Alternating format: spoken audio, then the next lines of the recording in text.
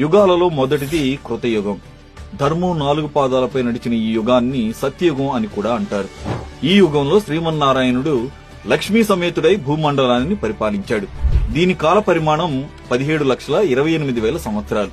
ఈ యుగంలో ప్రజలు ఎలాంటి బాధలు లేకుండా సుఖ సంతోషాలతో మంచి మానవత్వంతో నిస్వార్థంగా జీవించారు. ఎలాంటి అనారోగ్య సమస్యలు కూడా ఉండేవి కావు. మోసం, ఈర్ష్యాద్వేషాలకు ఈ యుగంలో చోటు లేదు. వర్ణాశ్రమ ధర్మాలలో భాగంగా దైవ కార్యాలు, యజ్ఞయాగాలు, ధ్యాన, యోగ ప్రక్రియలను నిర్వహించి మోక్ష సిద్ధిని పొందేవారు. ఈ కృతయుగంలో మనిషి 32 అడుగుల ఎత్తుతో ఇచ్చా మరణం అంటే తాను కోరుకున్నప్పుడే మరణం పొందేలా ఉండేది. ఈ యుగానికి రాజుగా సూర్యుడు, మంత్రిగా బృహస్పతి ఉండేవారు. సూర్యుడి ప్రభావంతో క్షత్రియులు, గురు ప్రభావంతో సద్బ్రాహ్మణులు జన్మించి ధర్మపాలన జరిగింది. సత్యయుగం నుండి కలియుగం వరకు ధర్మం, జ్ఞానం, మేధో సామర్థ్యం, భావోద్వేగం, శారీరక బలం క్రమంగా క్షీణించడం జరిగింది. ఈ యుగంలోనే విష్ణువు మత్స్య, కూర్మ, వరాహ, నరసింహస్వామి అనే 4 రూపాల్లో అవతరించాడు. కృతయుగం తర్వాత వచ్చేదే ఈ త్రేతాయుగం. ఈ యుగంలో భగవంతుడిగా అవతరించిన శ్రీరాముడు రాక్షసుడైన రావణాసురుణ్ణి, పరశురాముడు కూడా కార్తవీర్యార్జునుణ్ణి సంహరించి ధర్మ సంస్థాపన చేశారు. ఈ యుగ కాల పరిమాణం 12,96,000 సంవత్సరాలు.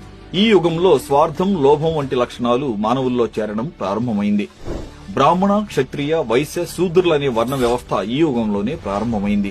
మానవుల సగటు ఎత్తు 21 అడుగులు, ఆయుర్దాయం 10,000 సంవత్సరాలుగా ఉండేది. ఈ త్రేతాయుగంలో రాజుగా కుజుడు, మంత్రిగా శుక్రుడు ఉన్నారు. కుజుడు యువకుడు, యుద్ధప్రియుడు, సుక్షత్రియుడు, బాహుబల పరాక్రమవంతుడు. రాక్షస గురువైన శుక్రాచార్యుడు మాయమంత్ర తంత్రవాది, కుజుడికి పరమశత్రువు. రాజు మాటకి, మంత్రి మాటకి పడకపోవడం వల్ల మంత్రులు క్రూర స్వభావులై రాజ్యపాలనను భ్రష్టు పట్టించారు. స్త్రీ వ్యామోహంతో కలహాలు పెంచి దైవ కార్యాలు నిర్వహించే వంశాలను అంతరించేలా చేశారు. ఇలా రాక్షసులు, దుర్మార్గుల వలన త్రేతాయుగంలో ధర్మం ఒక భాగం దెబ్బతిని 3 పాదాలపై నడిచింది. త్రేతాయుగం తర్వాత వచ్చేదే ఈ ద్వాపర యుగం. ఈ యుగంలోనే శ్రీ మహావిష్ణువు శ్రీకృష్ణుడిగా అవతరించాడు. దీని కాల పరిమాణం 8,64,000 సంవత్సరాలు. ఈ యుగంలో మానవుడు స్వార్థం, ఈర్ష్య, అసూయ వంటి అవలక్షణాలను పుడికిపుచ్చుకుని ఎన్నో అధర్మాలకు పాల్పడ్డాడు.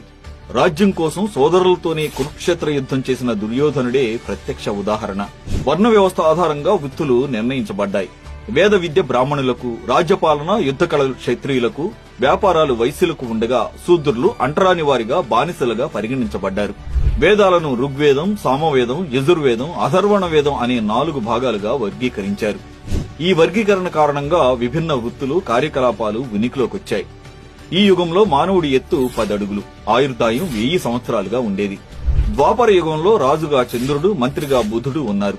చంద్రుడిది గురువర్గం, బుధుడిది శనివర్గం అవ్వడం వల్ల ఒకరంటే ఒకరికి పడదు. దుష్టులను నాశనం చేయడానికి స్వయంగా భగవంతుడే శ్రీకృష్ణుడిగా అవతరించి పాండవులకు తోడుగా కురుక్షేత్ర యుద్ధాన్ని నడిపి ధర్మాన్ని కాపాడాడు. ఈ యుగంలో ధర్మం 2 భాగాలు నశించి కలియుగం ప్రారంభమైంది. ద్వాపర యుగం తర్వాత వచ్చే కలియుగం కాలపరిమితి 4,32,000 సంవత్సరాలు. అందులో సుమారు 5,000 సంవత్సరాలు గడిచిపోయాయి. మనం ప్రస్తుతం ఉన్న యుగమే కలియుగం. ఈ కలియుగానికి రాజు శని, మంత్రులు రాహుకేతువులు.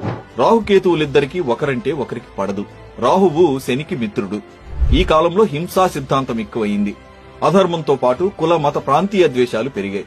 మంచివారు దుర్మార్గులచే పీడించబడుతున్నారు. విలువలు పతనమై కామ, క్రోధ, లోభాలు, స్వార్థం, అసూయ, ఈర్ష్యాద్వేషాలు ఉచ్చస్థితికి చేరి ఎన్నో దారుణాలకు మానవులు పాల్పడుతున్నారు. ఈ విధంగా కలియుగం మంచి అనే దానికి చోటు లేకుండా ధర్మం ఒంటికాలిపై నడుస్తూ అధర్మానికి మొగ్గు చూపుతోంది. కలియుగాంతంలో కల్కి అవతారంలో భగవంతుడు అవతరించి శివుని గురించి తపస్సు చేసి ఖడ్గాన్ని పొంది దాంతో దుష్ట శిక్షణ చేసి సత్యయుగాన్ని పునఃస్థాపిస్తాడని నమ్ముతారు. ఈ యుగంలో మానవుడు 6 అడుగుల ఎత్తు, 100 సంవత్సరాల ఆయుర్దాయంతో ఉంటూ యుగాంతం వరకు ఎత్తు ఇంకా తగ్గిపోయి ఆయు ప్రమాణం 12 ఏళ్లకు కుచించుకుపోతుందని భగవద్గీతలో పేర్కొనడం జరిగింది.